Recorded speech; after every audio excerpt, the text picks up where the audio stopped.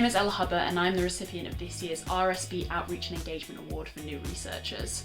So I'm going into the final year of my PhD project at King's College London, and my research is looking at a way to improve a very promising therapy for type 1 diabetes called islet transplantation. So islets are these balls of cells that are a functional unit of the pancreas, and they contain the insulin-secreting beta cells that are destroyed by the patient's immune system during type 1 diabetes. So we can take these islets from donor pancreases and transplant them into people with type 1 diabetes, and it can leave them almost completely insulin independent. So the exhibition we made was based on this process of islet transplantation.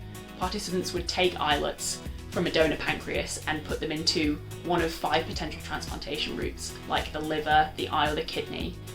The islets would go into tubes which had sensors in, and then you get a readout of how many islets you transplanted and how many were actually functional based on aspects of transplantation, like how accessible the site is and how much oxygen the islets would get. So we took the exhibition all over to the Evelina Children's Hospital, to New Scientist Live.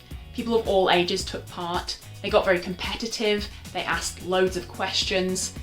They asked questions which really allowed me to open up about my wider research question. The overwhelmingly positive response we got from people really demonstrated to me how impactful science outreach can be when it's combined with art.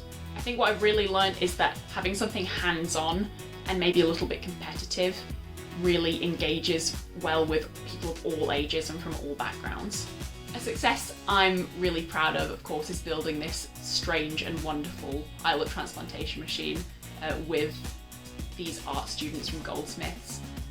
It all started with a very bad diagram, so I'm impressed that it has managed to connect with so many people.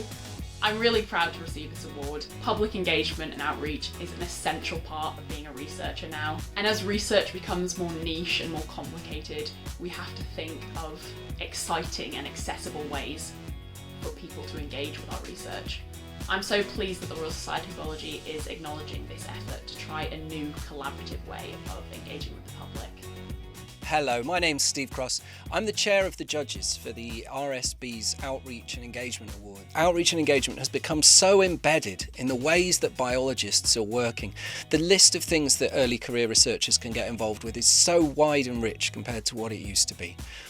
We were very much looking for early career researchers who were going beyond what you might expect of somebody at their career stage, and especially people who were leading others into the world of outreach and engagement and getting others involved. Ella really impressed us by building incredible collaborations with people who could help her make really high quality outreach and engagement outputs. She actually got experts to help her, and she did so well because of that.